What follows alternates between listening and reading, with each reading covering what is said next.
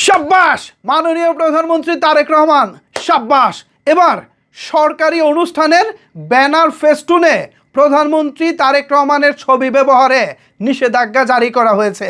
এটা যে কত বড় চমৎকার একটা উদ্যোগ নেওয়া হয়েছে তা আপনাদেরকে ভাষায় প্রকাশ করা যাবে না। কি ঘটেছে মূল ঘটনা এবং কেন ঘটেছে এ বিষয়ে বিস্তারিত জানিয়ে নিউজ প্রকাশ করেছে দৈনিক ইত্তেফাক। এই মুহূর্তে আমার পাশে আপনারা দৈনিক ইত্তেফাকের নিউজ কার্ডটি দেখতে পাচ্ছেন। বেশি কথা না বাড়িয়ে সরাসরি আমরা নিউজে চলে যাব। এখানে দৈনিক ইত্তেফাক এই খবরের শিরোনাম করেছে, সরকারি অনুষ্ঠানের ব্যানার ফেস্টুনে প্রধানমন্ত্রীর ছবি ব্যবহার নিষিদ্ধ। মূল খবরে বলা হচ্ছে, সরকারি কোনো অনুষ্ঠান উপলক্ষে প্রস্তুত করা ব্যানার, ফেস্টুন ও বিলবোর্ডে প্রধানমন্ত্রী তারেক রহমানের ছবি 3D বা অন্য কোনো আঙ্গিকে ব্যবহার সম্পূর্ণ নিষিদ্ধ করে পরিপত্র জারি করেছে সরকার। সোমবার 5 জুলাই মন্ত্রিপরিষদ বিভাগের সাধারণ অধিশাখা থেকে এ সংক্রান্ত পরিপত্রটি জারি করা হয়।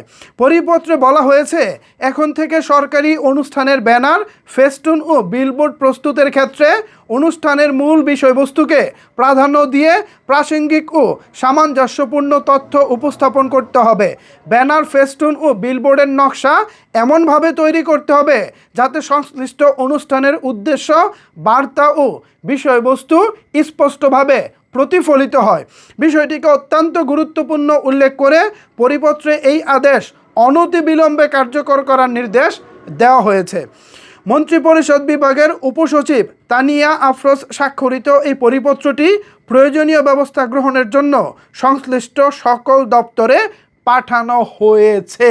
ওয়াও, এটা তো তাইলে চমৎকার।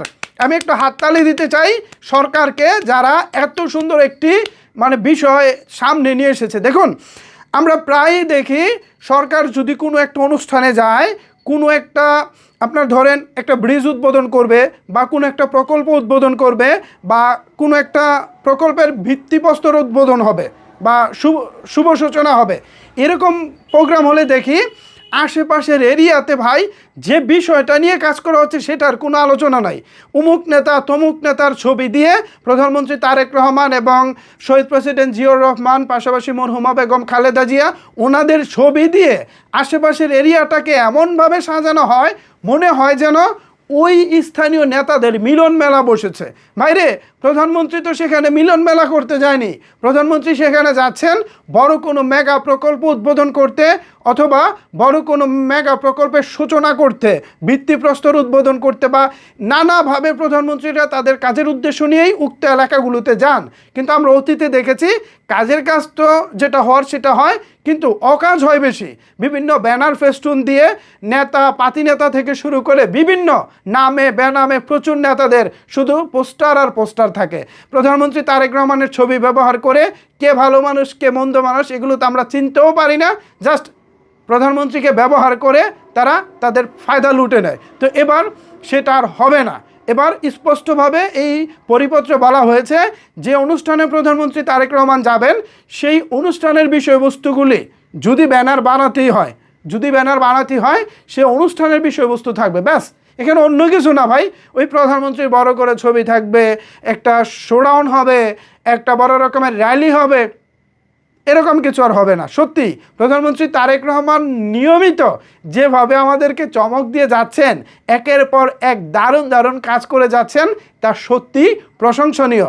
সরকারের এই কাজটিকেও আপনাদের অবশ্যই প্রশংসা করতে হবে। দেখুন, যেটা ভালো সেটাকে ভালো বলবেন, আর যেটা সমালোচনার দাবি রাখে আপনারা অবশ্যই সমালোচনা করবেন, মন ভরে সমালোচনা করবেন। আর যেটা প্রশংসার দাবি রাখে সেটাতে যেন আপনারা কেউ কিপটেমি না করেন। এটা দেশের একজন সাধারণ নাগরিক হিসেবে আপনাদের কাছে আমার অনুরোধ, আপনারা ভালোটাকে ভালো বলবেন, মন্দটাকে মন্দ বলবেন।